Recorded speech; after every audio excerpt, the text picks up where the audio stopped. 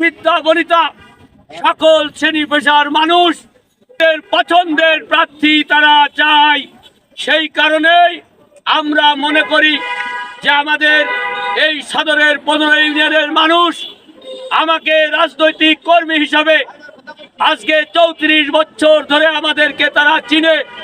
আমরা এই যশোরে আমরা সম্প্রীতি ভালোবাসা স্থাপন করার জন্যে সকল মানুষের সকল ভোটারের সম অধিকার প্রতিষ্ঠিত করার জন্যে আমরা আজকে লড়াই করছি।